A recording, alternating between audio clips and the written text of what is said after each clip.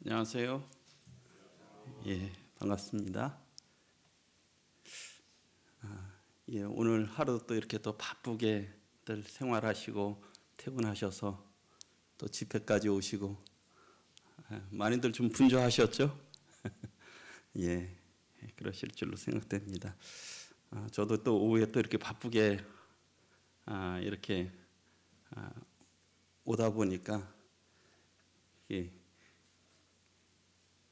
좀 충만함을 받아야 되지 않습니까? 그래서 주님께서 또 저의 마음도 감동해 주시기를 구하고요. 오늘 제가 그 제목은 뜻하신 길, 이 순종의 길, 바울의 선교 여행 길이라는 주제로 말씀을 나눌 건데요. 원래 이번 주부터 이제 3주간 이호기 형제님께서 말씀을 전하기로 계획이 있으셨는데, 제가 거기 성지 갔다 온 게 시간이 지나면 생산감이 떨어질 것 같다고 또 저한테 기회를 주셔가지고, 제가 이번 주하고 이렇게 다음 주 이렇게 시간을 나누게 됐습니다. 감사를 드리고요. 그리고 제가 거길 다녀오면서 참 길들을 참 많이 봤어요. 길들을 많이 보면서 오늘 바울의 1차, 2차, 3차 선교 여행 길을 이렇게 좀 자료를 준비를 하다 보니까 들린 것이 많잖아요, 여행지가. 그래서 참 자료를 조금 준비를 해도 이 슬라이드가 한 100장 가까이 되는 거예요. 그래서 제가 이걸 하는 것이 이렇게 하는 게 맞나 하는, 하여튼 이제 그런 생각이 참 들었습니다. 그래서 100장이면 50분 내에 100장을 하려면 한 장당 30초로 해야 되지 않습니까? 그렇게 빨리 이렇게 또 지나갈 부분들은 지나가야 될 것 같습니다. 그래서 빨리 진행하다 보니까 뭐 거기가 거기 같고 이게 이거 같고, 그래도 크게 걱정하지 않으셔도 됩니다. 또 뭐 물론 이 전도 여행을 잘 아시는 분들은 조금 하겠지만 그렇지 못한 경우 또 따라오기 바쁘실 수도 있지 않습니까? 그러나 제가 정작 중요하게 드릴 말씀은 또 뒷부분에 있으니까 또 그렇게 또 따라오시면 될 것 같고, 또 원하시면 이 자료를 또 PDF 파일이나 자료로 이렇게 좀 드릴 테니까 그렇게 좀 따라오시면 될 것 같습니다. 어쨌든 앞부분은 좀 빨리빨리 이렇게 지나가도록 하겠습니다. 그래서 이 뜻하신 길, 하나님이 뜻하신 길이라고 하는 거고, 이 순종의 길이라고 하는 것은 이 바울을 비롯한 그 제자들이 순종한 길, 그 부분을 이렇게 제 마음에 그런 마음이 들어서 이런 부분들을 나누게 됐습니다. 참 아름답죠? 가면 이런 도로들이 참 많습니다. 그래서 우리 잘 아시는 대로 모든 길은 로마로 통한다 그러잖아요. 정말 가보니까 참 로마가 길을 정말 잘 닦아놨고, 모든 길들은 정말 로마로 통하고, 또 로마는 또 하루아침에 이루어지지 않았다 그러지 않습니까? 정말 하루아침에 이루어지지 않았구나 하는 그런 생각이 들었습니다. 이 길이 어디냐 하면 사도 바울의 고향이 다소에서 더베, 갈라디아 지역으로 가는 그 당시의 로마 길입니다. 이 길을, 이게 2000년이 됐는데도 지금도 이렇게 잘 보존되어 있죠. 이 길을 통해서 바울이 걸었을 것입니다. 이 길 외에 다른 길들이 마땅치가 않았거든요. 그리고 이 사진은 길리기아 다소 바울의 고향인데요. 바울이 아마 거기에 있는 다소에 가면 이 도로가 있는데, 아마 바울이 걸었을 도로로 또 이렇게 보이는데, 여기에 보게 되면 도로가 이렇게 잘 닦여 있어요. 여기 이렇게 한 돌이 빠져나갔는데 보게 되면 굉장히 든든합니다. 그래서 로마인들이 도로를 닦을 때는 한 5층으로 이렇게 닦는 거예요. 한 뭐 1m 이상이 훨씬. 그래서 1층에는 여기에 보게 되면 마른 모래나 그 흙으로다가 다져요. 1m. 그 다음에 거기다는 부순 돌들을 그 위에다 2단으로 올려요. 그 다음에 이제 세 번째 단계는 그 당시도 벌써 이 시멘트 같은 이 몰타르나 자갈을 섞어서 이렇게 까는 겁니다.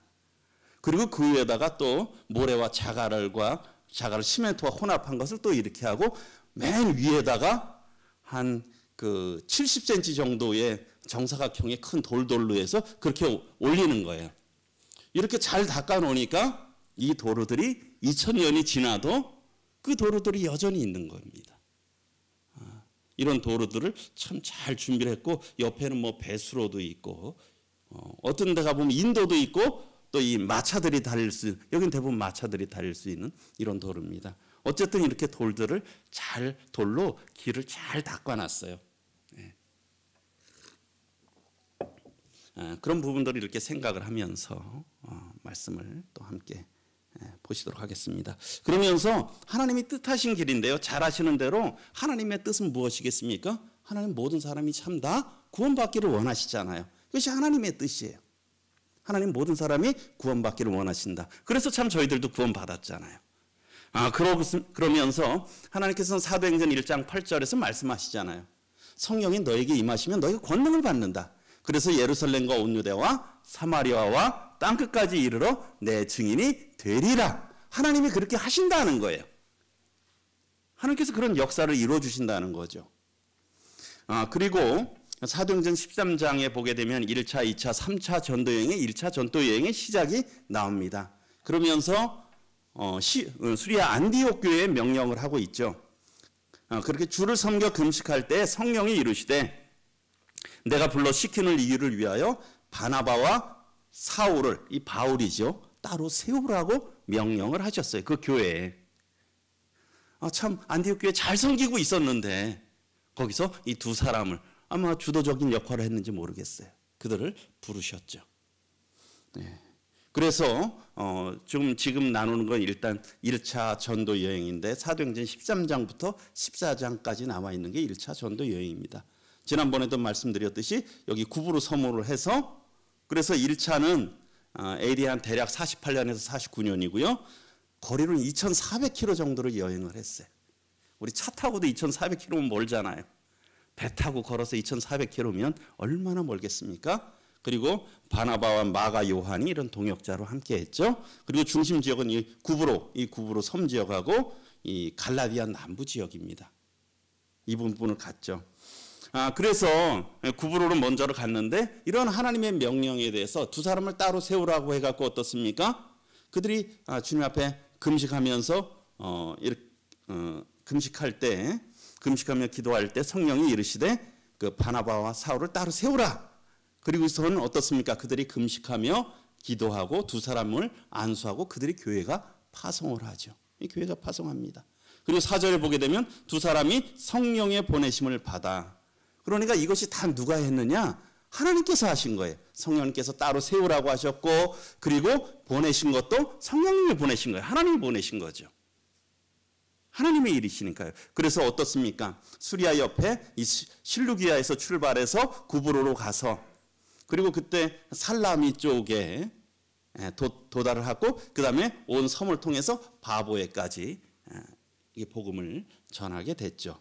그러면서 이제 마가 요한은 수행원으로 이런 도와주는 역할로 함께 했던 것을 보게 됩니다. 그런데 어떻습니까? 13장 13절에 보게 되면은 그들이 이제 구브로 섬을 끝나서 이제 버가까지 갔는데 거기서 누가요? 마가 요한이 예루살렘으로 되돌아가 버렸죠. 그런데 여기 그림에 보면 버가 위에 보게 되면 제가 검정색 줄로 그 타우루스, 토로스 산맥인데요. 여기에 거기를 건너가야 이제 안디옥을 갈 수 있어요. 이 사진이 어떤 거냐면 그 이스탄불에서 저희가 한국에서 가면 인천에서 이스탄불로 갑니다. 비행기를 타고, 그리고 거기서 국내선을 타고 다소 있는 쪽까지 비행기를 타고 가야 돼요. 그래서 다소가 다 건너가면 거기서 뭐가 보이느냐? 이 타우루스 산맥이 보여요. 이게 거기 그 당시 이렇게 아주 굉장히 높은 산맥이에요. 그 눈이 있죠. 이렇게. 굉장히 거친 이런 타우루스 산맥을 넘어갔어요. 그랬을 때 참 그런 생각하잖아요. 왜 마가 요한은 거기서 되돌아갔을까? 물론 여러 가지 이유들이 있을 수도 있지만 생각하는 것들이, 이 타우루스라는 것이 황소라고 하는 뜻입니다. 굉장히 거칠다는 거예요. 그래서 거기서 힘겨워 아주 거기에 등반하기가 쉽지 않은 거예요. 그 험난한 여정이죠. 그리고 당시는 어떻습니까? 도적대들이 많았던 거예요.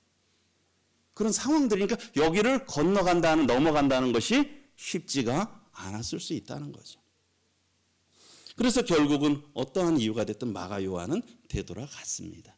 일을 끝까지 하지 못했죠. 그럼 참 바울과 바나바는 참 낙심이 됐을 수도 있을 것 같아요. 세 사람이 출발했다가 한 사람이 돌아가 버렸어요. 그러면 어떻습니까? 여기에 보게 되면 그러나 그 두 사람 바울과 바나바는 그들은 버가에서 더 나아가 비시디아 안디옥에 이르렀다. 그러니까 성경에는 굉장히 간단해요. 그렇죠? 한 구절 하나 있어요. 그래서 버가에서 우리 경주 정도나 되는지 그냥 쉽게 갔겠다. 아니면 그거 이상으로 옆 동네 갈 것 같았지만은 100km가 넘는 거리고요. 이 산을 넘어가야 되는 거예요. 그래서 더 나아갔다는 거예요. 그 길을 계속 갔다는 거죠. 그래서 비시디아 안디옥. 그래서 그쪽만 해도 1100m의 높은 지역이에요. 비시디아 안디옥이. 그러니까 굉장히 춥고 고산지대인데요. 거기에 보면 비시디아 안디옥에 가면 비시디아 안디옥을 요즘에 얄바치라고 합니다. 거기에 박물관이 있는데 터키는 이슬람 국가잖아요. 거기는 특별히 이 사도 바울을 굉장히 안 좋아해요. 예수님에 대해서는 어떤 선지자로 이슬람에서 인정은 하지만 이 사도 바울은 굉장히 적대시하죠. 그런데도 그 박물관에 가보게 되면 이런 지도가 있어요. 그 지도의 내용이 뭐냐면 지도를 보여주면서 바울의 거룩한 여행이라고 그 얄바츠 박물관에 이렇게 기록이 되어 있어요. 그래서 그 기록에 보게 되면 이렇게 상세하게 지도가 되어 있죠. 물론 영어로 되어 있는데 한국말로 제가 좀 썼어요. 여기에 이렇게 표시를 했어요. 그래서 버가에서 비시디아 안디옥, 그 다음에 이고니온, 루스트라, 더베. 그러니까 여기에 이 가까운 거리 같지만은 옆 동네 같지만은 몇십 킬로씩 이동을 해야 되는 거예요. 며칠씩 가야 되는 거예요. 이렇게 갔다는 그런 기록들이 이 박물관에 가면 볼 수 있죠. 그리고 여기가 지금 그 비시디아 안디옥 유적지입니다. 여기가 1100m 이상의 고원지대고 저 뒤쪽으로 하얀 부분이 보이죠. 산지. 거기가 타우루스 산맥입니다. 여기를 넘어온 거예요. 그래서 여기까지 온 거야. 그리고선 여기에서 복음을 전했죠. 여기도 굉장히 당시에도 왜 여기에도 로마의 여기 중요한 도로 중에 한 곳이었거든요. 비시디아 안디옥이. 그러니까 거기에도 가보게 되면은 이런 동서대로가 있고요. 그 안에 남북대로가 이렇게 크게 놓여졌어요. 벌써 2000년이 더 된 이런 도로들이, 이런 유적들이 있죠. 그곳에 유적지에 가보게 되면 물론 이 성바울 교회, 이것은 기독교가 공인된 이후에 세워졌는데요. 그 전승에 이야기하게 되면은 이 자리가 바울이 설교한 회당 위치에 세워진 교회라고 하는 거예요. 이 위치에서 바울이 설교했다. 왜? 그 기독교가 공인됐을 때만 해도 한 300몇 년이니까 그런 기록들이 전승된 것들이 있잖아요. 아직도. 그러니까 그 위치에 교회가 세워진 겁니다. 그 교회터입니다. 그래서 여기서 사도 바울이 여기 회당에 들어가서, 회당터였죠. 그 당시에는. 가서 그 예수 그리스도를 전하는 거죠. 그래서 이분을 통해서 이 사람을 힘입어 제사함을 얻는다. 칭의, 의롭다 칭을 받는 그런 복음. 그 다음에 믿는 자, 이 사람을 힘입어 믿는 자마다 의롭다 하심을 얻는다는 이신득이, 믿음으로 말미암아 의를 얻는 이 복음을 전한 것이에요. 그래서 많은 사람들이 이 복음을 듣고 구원을 받게 된 것이죠. 그런데 어떻습니까? 늘 여행지 보게 되면 복음을 전합니다. 그러면은 늘 반대 대적들이 일어나잖아요. 그래서 비시디아 안디옥에서도 여전히 이런 유대인들이 어떤 귀부인들과 유력자들을 선동을 해서 어떻습니까? 바나바와 바울을 박해하게 되죠. 그래서 두 사람은 어떻습니까? 거기서 안디옥에서 떠나서 이고니온으로 그 옆으로 또 가게 됩니다. 그러니까 이고니온이 현 코냐인데 여기 굉장히 큰 도시입니다. 지금도 한 130만 명 되는데 신학시대에도 굉장히 규모가 컸고 부유한 도시였는데 여기에도 어때? 로마의 황제의 길이 지나가던 길이에요. 다 지금도 발전했던들이 그 전에 큰 길들이 지나가던 교통의 중심지였다는 거죠. 그 길을 따라간 거예요. 그래서 여기 그 교회 앞에서 우리 이번에 방문하신 성도님들이 사진을 찍었는데요. 그래서 어떻습니까? 그들이 이에 이고니온에서 두 사도가 함께 유대인의 회당에 들어가 말하니 유다와 헬라의 허단 무리가 또 복음에 순종하는 거예요. 이런 역사가 이루어졌죠. 그리고 여기가 이고니온의 고고학 박물관인데요. 거기에 가보게 되면은 그러니까 지금 터키는 이슬람 국가가 된 지 오래됐기 때문에 지명들을 다 바꿨어요. 이고니온이 아까 코냐로 안지옥을 얄바초로 이렇게 다 바꿔버렸어요. 그러다 보니까 이 루스드라가 정말 있었느냐, 또 이고니온이 있었느냐, 더베가 있었느냐, 그런 것들이 논란이 되는 거예요. 세월이 오래되다 보니까 성경에는 나와 있는데. 그런데 이런 것들이 실제 발견된 석비들이 있는 거예요. 이게 1세기 거, 2세기 거, AD 157년에 이런 석비들이 있으면서 그 발견된 지역이 실제 성경에 나왔던 지역이구나. 이 성경이 역사적으로 그대로 이루어졌던 그런 있던 사실에 기반한다는 그런 내용들이 있죠. 이런 것들이 이고니온 고고학 박물관에 보면 볼 수 있어요. 그러니까 이런 성경에 대해서 사모함이 없고 성경을 신뢰하지 않으면 관심 있는 게 없어요. 가면 뭐예요? 이 돌멩이들만 보는 거죠. 그러나 이런 것들이 실제 우리가 믿고 있는 것이 실질적으로 고고학적으로 증명된 사실이라는 거예요. 그리고 아까 박물관에서 사도 바울이 실제 그 길을 걸었잖아요. 그래서 어쨌든 또 이고니온에서도 복음을 전했는데 어떻습니까? 이 유대인들과 그 관리들이 두 사도를 모욕하고 돌려 치려고 달려드니까 어때요? 루스드라와 또 더베로 피하게 되죠. 이게 다 보면 몇십 킬로씩의 거리예요. 가까운 거리가 아니에요. 며칠씩 가야 되는 거리입니다.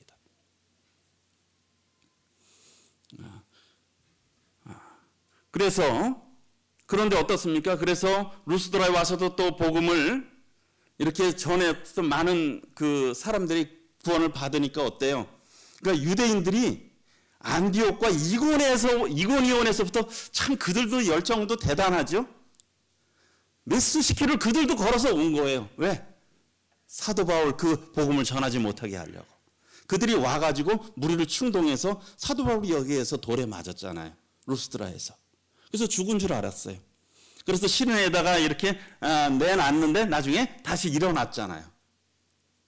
그리고 사도 바울이 다시 또 어디로 갔습니까? 더베로 또 갔죠.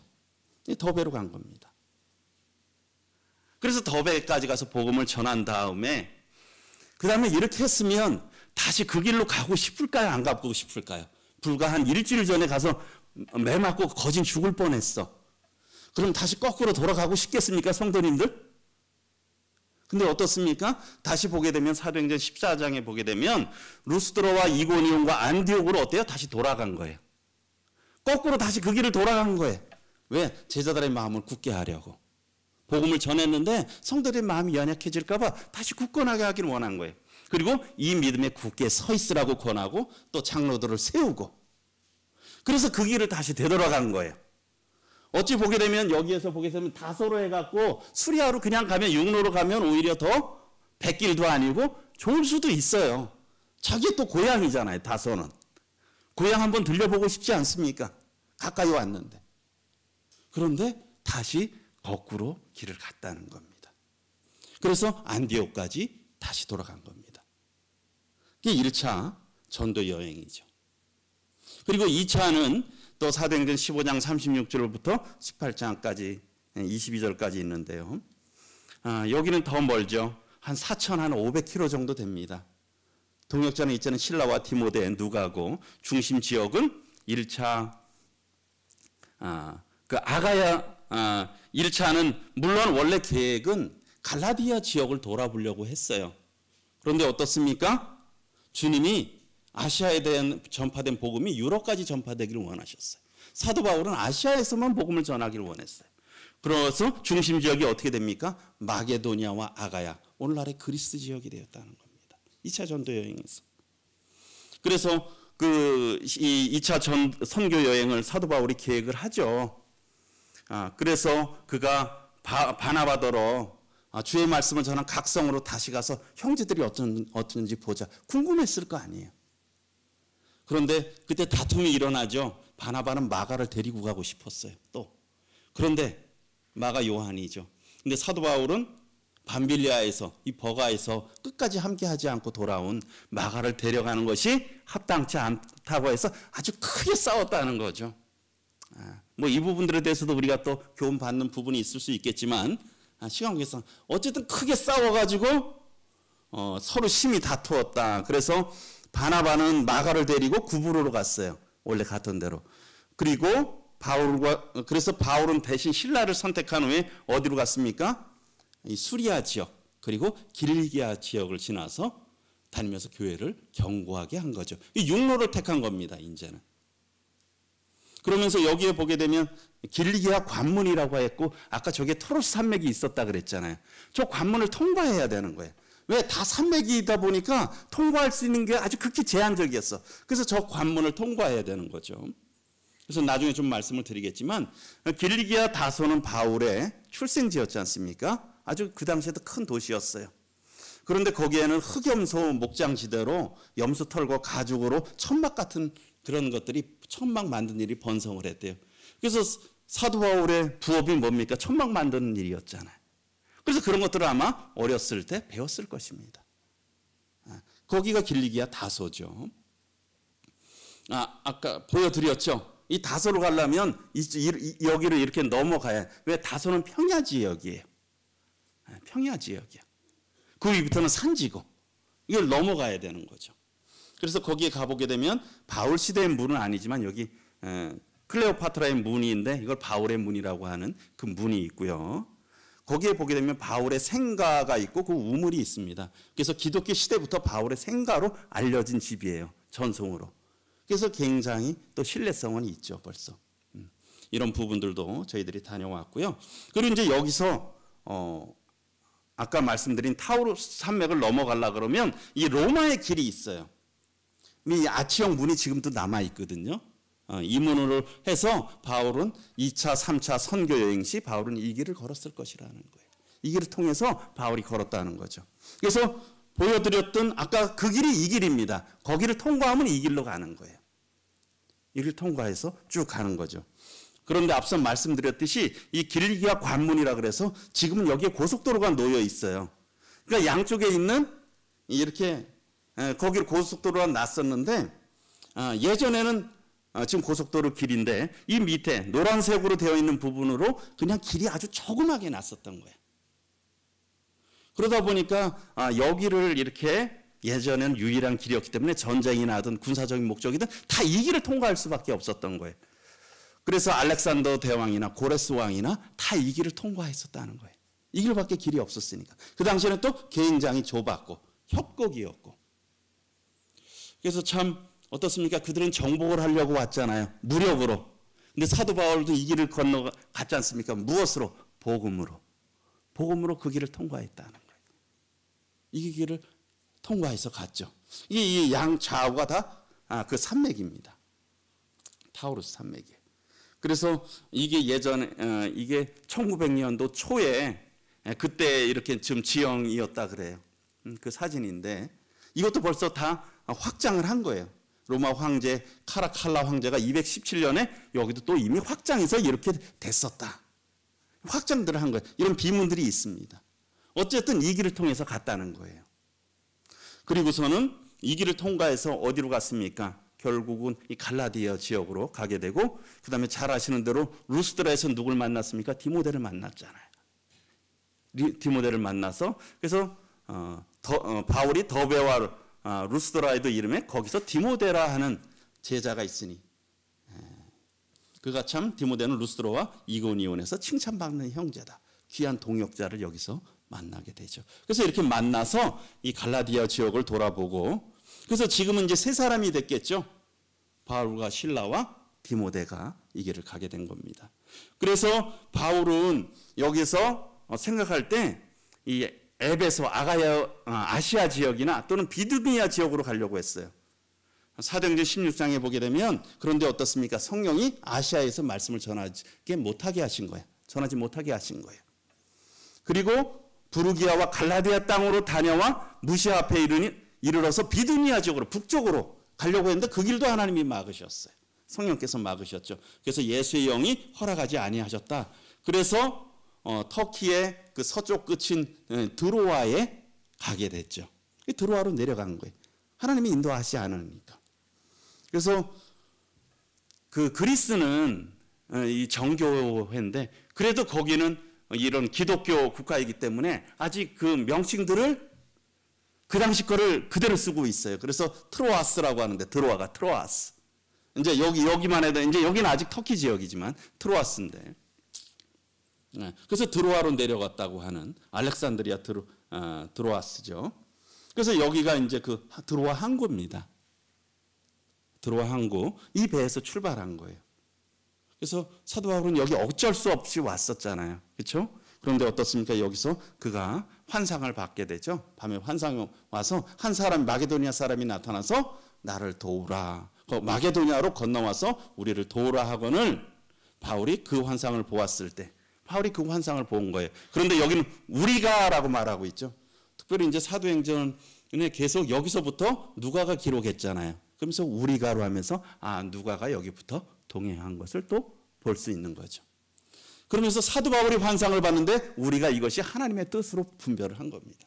다 같이 본 것은 아니지만 사도 바울이 봤을 때 참 이것이 그래서 어떻습니까? 우리가 곧 마게도니아로 떠나기로 힘썼어요. 왜? 이것이 하나님의 뜻이라고 분별했기 때문에. 왜? 이는 하나님이 저 사람들에게 복음을 전하라고 우리를 부르신 줄을 인정함이로라 해서 결국은 이 바다를 건너가게 되면서 드디어 어디로 갑니까? 유럽으로 가게 되죠. 그래서 그 사도행전 16장 11절에 보게 되면 우리가 드로아에서 배를 떠나 사모드라게 거기 전에 뭐 중간에 섬이 있어요. 현재 사모트라키 섬이라고 하는데 이 섬으로 이렇게 가서 거기서 하룻밤을 지내고 그 다음에 어디로 갑니까? 네아폴리라고 하는 성으로 갑니다. 이 네아폴리는 빌립보의 외항, 우리 인천이 서울의 외항이었잖아요. 한양을 가려면 인천을 통해서 가야 되잖아요. 마치 빌립보를 가려 그러면 이 네아폴리로 해야 되는 거예요. 거기를 네아폴리로 가게 됐죠. 그래서 이곳이 현 카발라인데 여기 이제 일리 들어오게 된 겁니다. 그래서 여기에 보게 되면 네아폴리에 가보게 되면 사도 바울 도착 기념교회가 있어요. 여기 보게 되면 이러한 벽화가 있거든요. 여기 보면 사도 바울이 이쪽에 환상 중에 이렇게 반쯤 누워 있잖아요. 그리고 한 사람이 나오잖아요. 그것이 누구냐? 여기 그림은 알렉산더다 라고 이제 이렇게 물론 실제 그게 알렉산더는 아닐 수 있습니다. 그러나 왜 여기에 마게도니아 사람들에게 가장 중요한 인물은 알렉산더거든요. 그러니까 그림을 그릴 때 알렉산더가 오라고 했다. 그래서 이렇게 그림을 그려져 있고 사도 바울이 이제 배를 건너서 저쪽에 보게 되면 발을 딛잖아요. 이게 이제 네아폴리로 이제 유럽으로 오게 된 그림을 그려놓은 겁니다. 그래서 이것이 바울 도착 기념 교회죠. 그리고 이제 좀 들어가기 전에 여기에 보게 되면 이쪽에 보이시는 데가 그 그리스잖아요. 그리스부터 저기 동쪽부터 서쪽까지 이스탄불부터 디라키움까지 이 도로가 한 800km가 도로가 있어요. 로마 시대 때 우리 800km면 서울의 2배예요. 800km까지 아까 그런 도로를 깔아놓은 거예요. 그리고 그 이탈리아에도 보게 되면 로마까지 그 아비오 대로라고 아비오 그 거리라고 나오잖아요. 아비오 광장이라고 사도행전에 나오죠. 사도행전 28장에 나오잖아요. 그 아비오 대로가 있어요. 결국 이 도로가 결국 어디 가느냐? 로마까지 가는 길을 닦아놓은 거예요.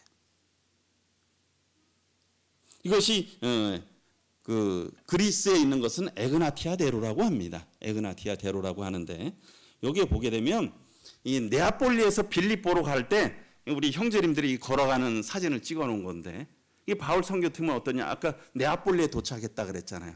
그러면서 사도행전 16장에 보게 되면 우리가 드로아에서 배로 떠나 사모드라게로 직행하여 이튿날 네아폴리로 가고 거기서 빌립보에 이르러 이 길을 걸어갔다는 거죠. 이 길을 걸어간 거예요. 이때 이 로마 시대 때 닦아놓은 도로로 이 길을 걸어간 거죠. 그래서 보게 되면은 여기 아까 에그나티아 대로에 대해서 조금 더 설명하면은 어쨌든 군사 상업용 도로입니다. 그리고 로마 시대 당시에 중간중간에 수비대가 있었던 거예요. 보초들이 있었던 거예요. 그러다 보니까 굉장히 상대적으로 안전한 거예요. 길도 잘 닦여 있고 안전한 거예요. 이 길을 따라서 갔다는 거죠. 한 16km 정도 되는데요. 그래서 빌립보에 가니까 빌립보에 이르니 이 성은 마게도냐 측의 첫 성이요 로마의 식민지라고 하면서 이 성에 갔고, 그리고 여기에 서판에도 보게 되면 벌써 여기 이 돌에 쓰여진 게 그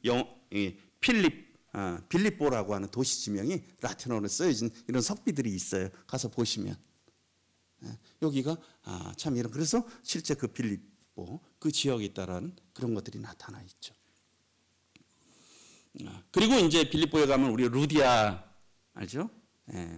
그랬을 때 그들이 기도할 곳이 있을까 해서 했을 때 여기는 회당이 없었죠. 문 밖 강가에 나가 보니까 여자들이 있었는데 그 두아디리아시의 자조 옷감 장사 루디아라고 하는 여자를 만나게 됐잖아요. 그녀에게 복음을 전해가지고, 근데 어떻습니까? 하나님께서 마음을 열어주셨다 그랬잖아요. 하나님께서 준비하신 거예요. 그래서 바울의 말을 따르게 한지라. 그래서 이 루디아 교회 옆에 보게 되면 그 옆에 강이 지각티스 강인데요. 거기 보게 되면 여기에 보기에 이게 뭐냐면 그 위에 그 루디아가 침례를 받잖아요. 그 가족들이. 그 침례터입니다. 그리고 요즘도 아직도 그리스도 정교회에선 지금도 이곳을 침례터로 쓰고 있습니다. 이곳에 와서 이런 구원의 역사가 일어났죠. 그리고 여기에 보게 되면 어떻습니까? 그 후에 바울이 빌립보 감옥에 갇히잖아요. 바울과 실라가. 그리고 여기가 바울과 실라가 갇혔을. 또 여기 학자들은 또 확신하더라고요. 왜? 이런 것들이 다 이미 전승해서 여기였다라고 하는 것을 우리 몇 명 지나면 그런 것들이 계속 전해지기 때문에 바울과 실라가 갇혔던 빌립보 감옥도 보실 수가 있죠. 그가 참 이 고난 가운데 찬송을 통해서 또 간수가 구원받는 역사가 있죠. 어쨌든 이 사랑받는 이런 빌립보 성도들이었습니다. 그래서 이 빌립보에도 보게 되면 이런 도로들이 있는데 돌들이 마차들이 하도 많이 다녀서 이게 닳았어요. 돌들이 닳아버렸어. 그 당시에 빌립보 거리고요. 그리고 사도 바울 일행도 계속 이 에그나티아 대로를 통해서 빌립보에서 어디로 갑니까? 데살로니가로 또 가게 되죠. 사도행전 16장 40절에 보게 되면 옥에서 나와서 루디아 집에 들어가서 보고 위로하고 가니라 라고 하는 말씀이 있지 않습니까? 그래서 말씀드린 대로 에그나티아 대로로 해서 중간에 사도행전 17장 1절에 보게 되면 그들이 어디로 갑니까? 그들이 암비볼리와 아볼로니아로 다녀가 데살로니가에 이르니 거기 유대인의 회당이 있는지라. 다 이 거리들이 몇십 킬로, 5, 60킬로 이상씩 딱 떨어져 있는 그런 거리예요. 우리 한 절에 다 나와 있지만 굉장히 가보게 되면 그리고 그 중간중간에서 또 복음을 전했던 그런 흔적들이 있는 것을 보게 됩니다. 이 길을 걸어간 거죠. 이 로마에 닦아놓은 도로를 이 길을 가면서 복음을 전한 것입니다. 그리고 아직도 오늘날 데살로니가로 가는데 데살로니키, 로니키 이게 요즘에도 이렇게 이정표가 초대 그런 걸로 그대로 이정표가 돼 있어요. 데살로니키. 그래서 데살로니가에 가서 어떻습니까?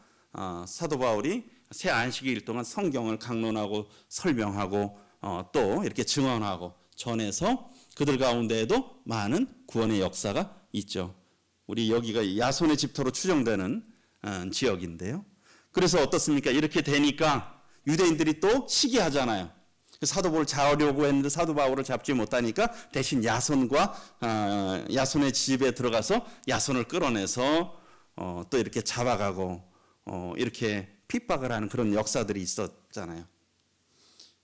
그래서 결국은 또 데살로니가에서 사도 바울은 어떻습니까? 다른 지역으로. 그 어디예요? 데살로니가에서 베레아로 가게 되지 않습니까? 여기도 보게 되면 한 75km, 베레아까지도 한 75km, 한 3, 4일은 가야 되는 거리입니다. 그래서 17장 10절에 보게 되면 밤에 형제들이 곧 바울과 실라를 베레아로 보내고요. 그래서 오늘날에도 여기에 보게 되면 이 베레아로, 베로니아로 이렇게 표기가 되어 있어요. 베레아로 가는 이정표입니다. 거기에 보게 되면 사도 바울이 그 유대인의 그 회당에 가서 전했거든요. 지금도 보게 되면 베레아 유대인 구역에 있는 유대인 회당터인데요. 요것이 회당입니다. 사도행전 17장 10절에 보게 되면 밤에 형제들이 곧 바울과 실라를 베레아로 보내니 그들이 이르러 유대인의 회당으로 들어가니라. 회당에 가서 복음을 전했던 것이죠. 유대인의 회당입니다. 그리고 이제 우리가 베레아 사람들 하면 이 말씀 잘 알잖아요. 여기도 보게 되면 베레아 사도 바울 기념단이라고 하는 데가 있습니다. 그림이 이렇게 되어 있거든요. 사도행전 17장에 보게 되면 베레아에 있는 사람들은 데살로니가 있는 사람들보다 더 너그러워서 간절한 마음으로 말씀을 받고 이것이 그러한가요? 날마다 성경을 상고함으로 그 중에 믿는 사람이 많고 성경을 아주 자세히 살펴보고 검증했다.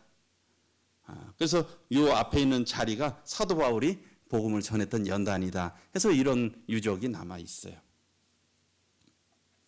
그래서 그 기념단 입구에 보게 되면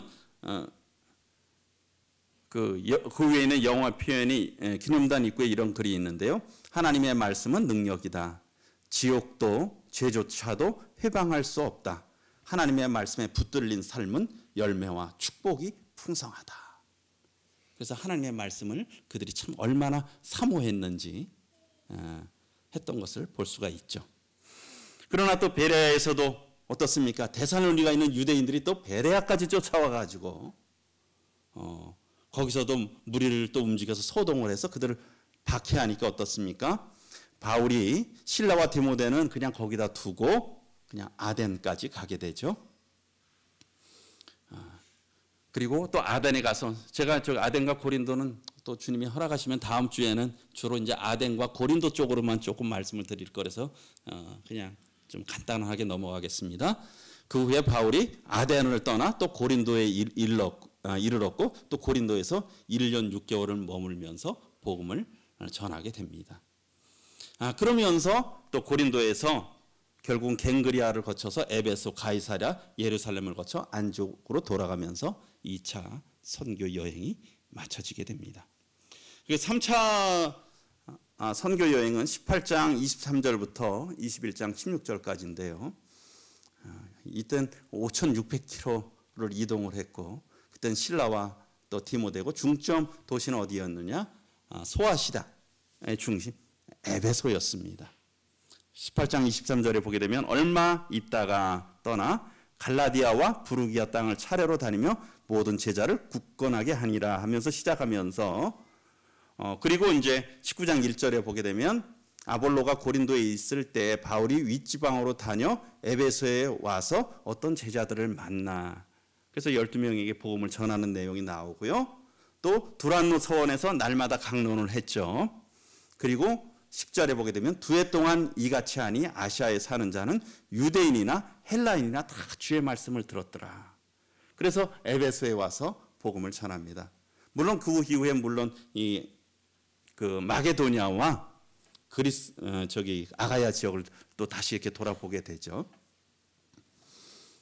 여기에 보게 되면 이번에 갔을 때 그 에베소의 셀수스 도서관, 그 셀수스 도서관 옆에 두란노 서원이 있었다. 뭐 이제 그러한 그런 학자 의견들이 있는데 어쨌든 이 근방에서 사도 바울이 이 복음을 전했던 것을 보게 됩니다.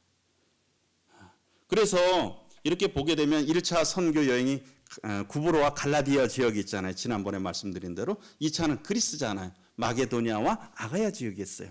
그리고 3차가 여기에 에베소 지역이었습니다. 근데 에베소 지역은 에베소는 아시아의 선교 전초기지였죠. 그래서 1차와 2차 사역을 돌아볼 수 있는 아주 지리적인 장점이 있었다는 거예요. 이게 하나님의 뜻이었습니다. 하나님께서는 그렇게 하기를 원하셨어요. 그리고 거기 아시아 지역 7개 지역교회가 있잖아요. 요한계시록 2장 3장에 나오는. 그것이 에베소에 다 근처에 있는 거잖아요. 그렇게 복음이 충만하게 이렇게 증거가 됐습니다. 그러면서 교훈들을 좀 생각을 해보게 되면 오늘 제목이 뜻하신 길 순종의 길이었지 않습니까? 참 하나님께서 뜻하신 길을 순종의 길, 순종의 사람을 통해서 하나님께서 참 신실히 이루어 가신다. 신실하게 이루어 가신다는 걸 보게 됩니다. 지난번에 보여드렸던 자료인데 1차, 2차, 3차 로마까지의 그런 여행을 통해서 우리 사도행전 1장 8절 같이 한번 읽어보겠습니다. 시작.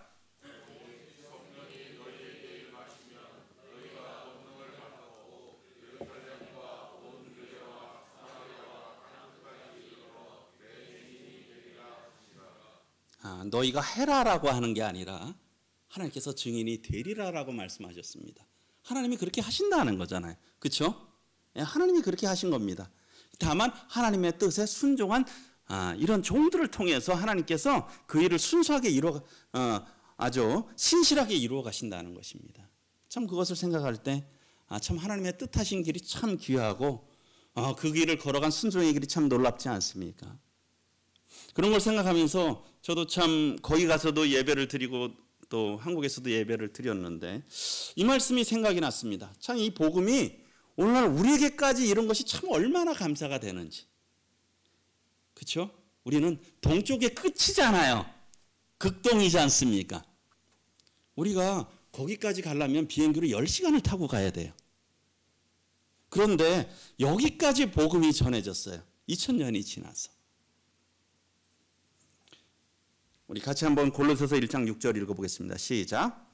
이 복음이 너희가 듣고 참으로 하나님의 은혜를 깨달은 날부터 너희 중에서와 같이 또한 온 천하에서도 열매를 맺어 자라는도다. 물론 이것은 골로새 교회 성도들에게 주신 편지입니다. 그러나 저에게 동일하지 않습니까? 이 복음이 이미 너에게 이르렀잖아요. 저기까지 이르렀어요.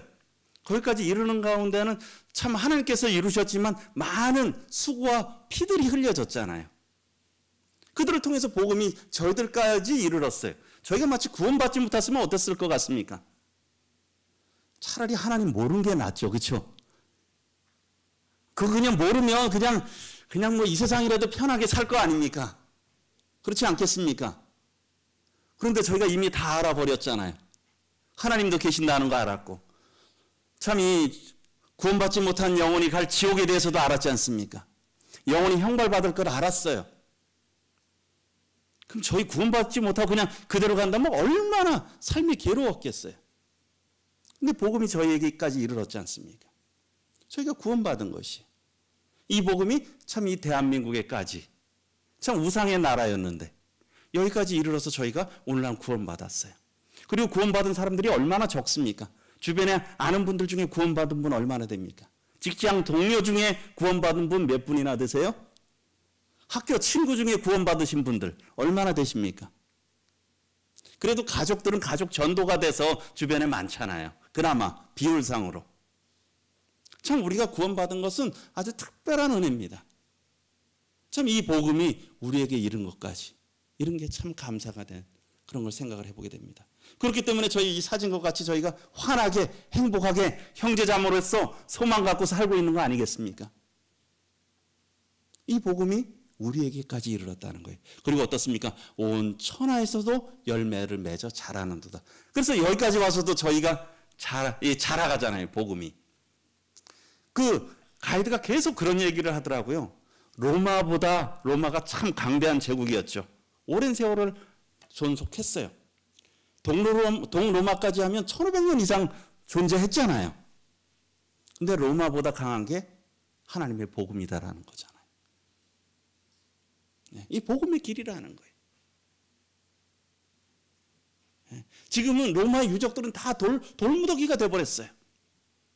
그러나 지금 복음은 살아서도 여전히 활동하고 있잖아요. 우리가 그 열매들이라는 거죠. 참 그것을 생각할 때 참 감사가 됐습니다. 또 하나는요. 하나님께서 뜻하신 길은요. 우리가 생각하는 길, 우리의 생각과 다를 수 있다는 걸 볼 수 있지 않습니까? 앞서 말씀드렸듯이 사도 바울은 아시아에서만 복음을 전하기로 생각했어요. 아시아에서만 복음을 전하려고. 그러니까 자꾸 이쪽으로 안 되면 이쪽으로 가고 이쪽으로 안 하시면 이쪽으로 가고 그래서 결국은 드로아까지 갔잖아요. 근데 하나님의 계획은 어디였습니까? 거기에만 있지 말고 유럽으로 더 세상 끝으로 나가라는 것이었어요. 우리는 참 변화하기를 싫어합니다. 늘 자기가 있는 자리에서 안주하기를 원해요. 그렇죠? 일단은 우리 가족, 우리 교회, 우리가 살고 있는 어떤 지역단체, 울산, 또 대한민국. 그냥 그 중심으로 있기를 원하잖아요. 그렇지 않습니까? 그런데 하나님의 뜻은 그것이 아니었다는 거죠. 하나님께서 그렇게 하기를 원하지 않으셨다는 것입니다. 그래서 참 생각하는 것은 우리가 이 시대 하나님의 뜻이 무엇인지 또 지금에 있는 우리를 향하시는 하나님의 뜻이 무엇인지 잘 분별하여 순종하는 것은 참 중요하다고 생각이 들어요. 하나님께서 요나에게 니느웨 성에 가서 외치라고 했지 않습니까? 그렇죠? 근데 니느웨는 그 요나는 그냥 뭐 그 길이 멀어서 그것이 귀찮아서 안 간 건 아니잖아요. 어떻습니까? 어떤 자기 민족적인 감정들 그런 것들 때문에 저 나라를 망해도 싸. 그런데 그 나라 가서 회복시키신다고 하나님이 그런 감정들이 있었잖아요. 그러나 하나님의 뜻은 거기에 있지 않으셨지 않습니까? 그래서 하나님의 뜻을 잘 분별하여 순종하는 것이 중요하다는 것이죠. 그래서 하나님께서 이 드로아에서 환상 중에 보여주셨잖아요. 마게도니아 사람이 하나가 서서 마게도니아로 건너서 우리를 도와달라는 거죠. 그랬을 때 어떻습니까? 앞서 말씀드렸듯이 바울 한 사람이 환상을 봤잖아요. 그러나 나머지 세 사람 누가와 실라와 디모데는 어떻습니까? 이것이 하나님의 뜻이다. 그래서 그들이 같이 협력해서 간 거예요. 우리가로 나오잖아요. 우리가 곧 마게도니아로 떠나기를 힘쓴 거예요. 하나님의 뜻이 그러니까 같이 힘쓴 거죠. 함께. 왜요? 하나님이 저 사람들에게 복음을 전하라고 하나님이 뭐예요? 뭐 바울만 불렀지. 그럼 바울만 가세요. 우리는 그냥 이곳에서 계속 하겠습니다. 그렇게 하지 않고 하나님 전하라고 우리를 부르신 줄로 인정함이었다는 겁니다. 우리가 또 어떤 것에 대해서 보는 거, 비전에 대해서도 우리가 또 잘 지혜가 필요한 겁니다. 우리가 또 교회가 어떤 일들을 하잖아요. 아이고 그거는 그럼 장로 형제님들이 하셨으면 그분들이나 하시게 해. 왜 새삼스럽게 왜 자꾸 일을 벌리셔? 그렇게 하지 않으시겠지만 우리가 그런 것들에 대해서 분별하고 판단하는 거 참 하나님께서는 이런 리더들을 통해서 보여주신다는 겁니다. 그래서 리더들에게 가장 중요한 게 뭐예요? 비전을 잘 봐야 되잖아요. 하나님이 보여주신 비전을 잘 봐야 돼요. 하나님께서 모세에게 맡기셨잖아요. 그렇지 않습니까? 모세를 통해서 인도하게 하신 거예요. 그에게 비전을 보여주신 거죠. 어쨌든 저희들이 하나님의 뜻을 잘 분별하고 순종하는 것이 중요하다. 또 함께하는 것이 중요하다는 것입니다. 그 다음에요. 이 길은 어떻습니까? 참 고난이잖아요. 핍박의 길이잖아요. 그러나 어떻습니까? 사도 바울은 디모데가 잘 알잖아요. 루스드라에서 사도 바울이 돌에 맞아서 거반 죽었던 거 다 봤잖아요. 그렇지 않겠습니까? 그래서 디모데 후서에서 사도 바울이 마지막 서신을 쓰면서 디모데의 개인 서신을 쓰면서 이런 얘기를 하고 있습니다. 박해를 받음과 고난과 또한 안디옥과 이고니온과 루스드라에서 당한 일과 어떠한 박해를 받은 것을 내가 과연 보고 알았거니와 주께서 이 모든 것 가운데에서 나를 건지셨느니라. 너가 잘 봤지 않냐? 박해를 받은 고난, 그 안디옥에서 이고니온에서 루스드라에서 또는 나중에 어떻습니까? 이 빌립보에서 좀 데살로니가에서 베레아에서 많이 보았을 것이지 않냐? 그런데 어떻습니까? 주께서 이 모든 것 가운데에서 나를 건지셨다. 그러니까 어떻습니까? 두려워하지 말고 계속 이 믿음의 길을 가라라는 것입니다. 하나님께서 그것을 견딜 힘을 주신다는 거예요. 그럼 미리 걱정할 필요가 없다는 겁니다. 하나님이 성령을 주신다고 했고 땅 끝까지 하나님의 말씀이 전파되리라고 말씀하셨지 않습니까? 그래서 그것을 할 수 있는 능력도 힘도 주신다는 것입니다. 그래서 이 길은 뜻하신 길을 걷는 순종의 길은 어떻습니까? 고난과 어려움의 길이지만 하나님께서 함께 하시는 길이라는 것이에요. 그리고요, 이 길은 어떻습니까? 혼자가 아니잖아요. 동역자들과 함께 가는 길입니다. 그 사도행전 많은 자료들을 우리 김종환 형제님께서 아주 잘 수고해 주셔가지고 우리 다녀오신 분들이 또 말씀 전할 수 있도록 또 많은 자료들도 제공해 주셨어요. 참 감사를 드리는데요. 김종환 형제님께서 준비해 주신 자료인데 여기 2차 전도 여행전만 봐도 출발할 때 바울과 실라가 출발을 했고 안디옥에서 중간에서 디모데 합류하고 그 다음에 드로아에서 누가 합류하고 또 중간에 어떻습니까? 사실 보면 빌립보에서 누가가 잔류하고 데살로니가에서는 디모데 잔류하고요. 또 그런 것들이 계속 여정마다 함께한 성도들이 있었어요. 동역자들이 있었다는 겁니다. 하나님께서 그 일을 혼자 보내신 것이 아니에요. 그래서 어떻습니까? 여기 빈 박스에 보게 되면 사역, 하나님의 일은 어떻습니까? 혼자 하는 것이 아니라는 거예요. 하나님은 혼자 하기를 원하지 않으세요. 하나님의 일은 함께 하는 것이라는 것입니다. 함께 가는 것이에요. 그래서 우리가 여기에도 우리가 서로 귀하게 여기고 또 서로 사랑하고 협력하고 화목하는 것이 참 중요하다는 것입니다. 하나님의 일은 함께 하는 것이라는 것이에요. 이래 귀한 동역자들이 있었다는 것입니다. 올해 교회 목표지 않습니까? 전도와 선교에 힘쓰는 교회 아시죠? 이 화면 많이 보셨죠? 그래서 특별히 저희가 어린이 청소년 전도 활성화를 또 계속 하자.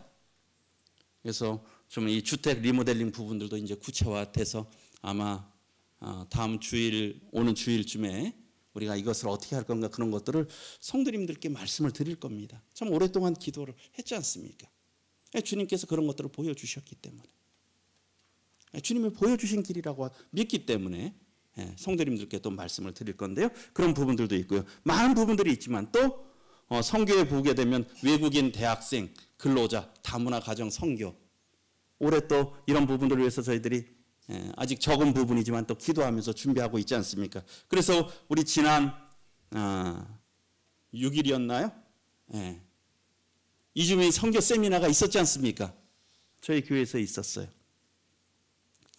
그래서 이혁이 형제님 또 이 주제 말씀도 증거하고 하셨는데 그때 시대 변화에 따른 이주민 선교라고 해서 그 뒤에 자료가 있는데 또 형제님께서 또 뭐 나중에 또 이런 부분들은 또 교회 가운데 또 허락하시면 말씀을 하실 거기 때문에 제가 더 말씀은 따로 드리지 않고 어쨌든 시대 변화에 따른 이주민 선교 이런 부분들을 말씀을 해주셨고요.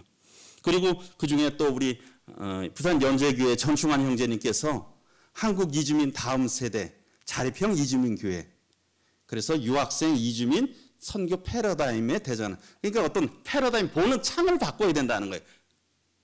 새로운 시각으로 봐야 된다는 거죠. 그냥 뭐 우리가 외국에서 오는 그런 사람들 좀 도와주지 뭐, 또 기회가 되면 그들에게 복음 전하지 뭐, 그런 것이 아니라는 겁니다. 그래서 그 PDF 자료들을 좀 주셔서 그 형제님 자료입니다. 제가 일부 가져왔는데요. 여기에 보게 되면 이게 우리가 수 놓는 거 있지 않습니까? 앞에 보면은 이 왕관 이 명품 수가 되는데 아주 자수가 되는데 어떻습니까? 뒤쪽 보면 어때요? 실들이 꼬여 있잖아요. 그러니까 우리가 그런 것들을 볼 때 어떤 시각으로 보냐는 거예요. 앞에 있는 왕관 같은 그런 잘 꾸며진 자수를 볼 거냐, 아니면 뒤에 있는 엉클어진 실타래만 볼 거냐는 거죠. 우리는 어떤 현상이 있으면 안 좋은 것만 바라보는 거예요. 계속 이 꼬인 실타래만 보는 거예요. 그 이면에 큰 아름다운 것을 보지 못한다는 거죠. 그래서 우리가 무엇을 볼 거냐 하는 것이에요. 계속 꼬인 실타래, 부정적인 면만을 볼 것이 아니라 긍정적인 하나님께서 이루실 것을 보자는 것입니다. 그래서 우리 인구, 코리아가 한국이지 않습니까? 여기에 보게 되면 한국이 앞으로 굉장히 심각하잖아요. 보니까 2100년 되면 한국 인구가 한 3천만에서 2400만 밖에 안 된대. 지금 5천만 명이잖아요. 앞으로 한 80년 있으면 한 2천만 명이 주는 거예요.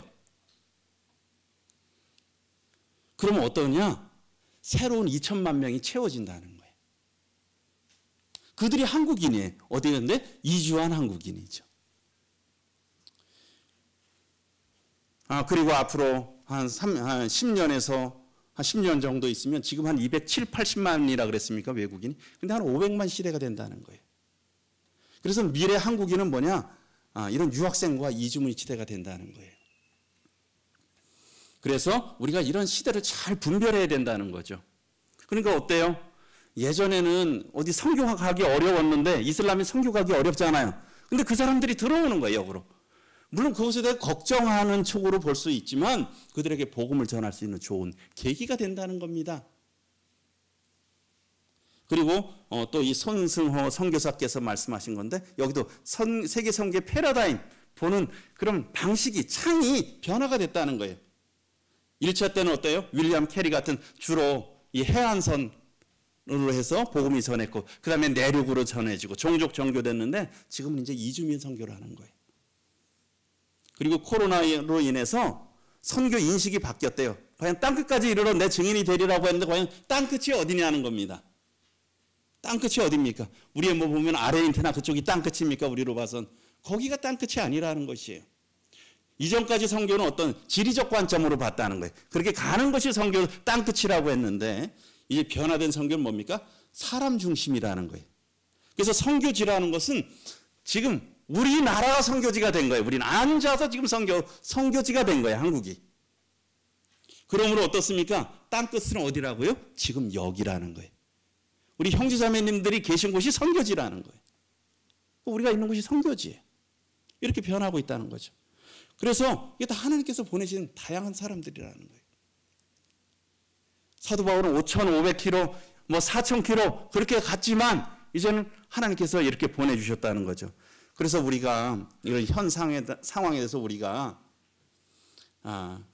어떻게 인식해야 되느냐 이런 상황들을 세계적 이주 현상은 단순한 이주가 아니라 모든 백성을 구원하시기 위한 하나님의 구속사적 섭리가 있다는 거예요.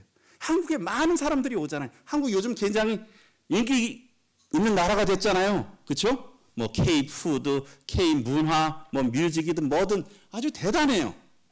하나님께서 높이셨다는 거예요. 그래서 한국으로 불러들여요. 그런 것은 무엇입니까? 하나님께서 이 민족을 통해서 우리 민족을 통해서 또 열방을 축복하시려는 물론 유대인들에게도 있지만 또 우리나라 이렇게 복받은 나라잖아요. 이런 기회를 잘 살려야 된다는 겁니다. 그런데 어떻습니까? 우리가 이런 것들을 잘 깨달아야 된다는 거예요. 그리고 모든 사람에게 다가갈 수 있는 준비를 해야 되고 이런 시간들이 별로 많이 남지 않았어요. 저희가 어렸을 때만 해도 홍콩 영화 같은 거 굉장히 인기 있었잖아요. 요즘 홍콩 영화 봅니까? 홍콩 영화 안 보잖아요. 금방 간다는 거예요. 이 기회가 있을 때 하고 우리 전충환 형제님이 끝으로 참 이주민 유학생 다문화 선교로 함께 불러주셔서 미래 대한민국을 꿈꾸게 하심을 진심으로 감사한다고 이렇게 했는데 우리가 이런 것들에 대해서 우리가 다시 한번 생각을 해야 될 것입니다. 제가 한 3분 정도만 더 하겠습니다. 이게 네아폴리에서 빌립보로 가는 에그나티아 대로입니다. 이 길은 사도 바울이 네아폴리에 도착해서 빌립보로 걸어 들어갔던 에그나티아 대로입니다. 이곳에 사도 바울과 실라 그리고 루스드라에서 참여했던 디모데 그리고 이 사도행전의 기자인 누가가 함께 네 사람이 이 길을 걸어서 빌립보로 들어갔습니다. 지금 그 길을 우리 사랑하는 형제자매님들과 함께 이 길을 걷고 있습니다. 사도 바울의 발자취를 이렇게 따라가면서 우리 주 예수 그리스도의 충성된 증인으로 자신의 삶을 드렸던 사도 바울을 본받고자 하는 그런 선한 열정을 주님께서 저희에게 일으켜 주십니다. 그래서 참 이 시대에 하나님의 저희들이 뜻하신 길을 잘 분별해야 될 거 아니겠습니까? 하나님의 뜻하신 길을 따라서 저희도 또 이런 순종의 길을 걸어가는 또 저와 우리 성도님들 또 울산 중부 교회가 되기를 소망합니다. 감사합니다.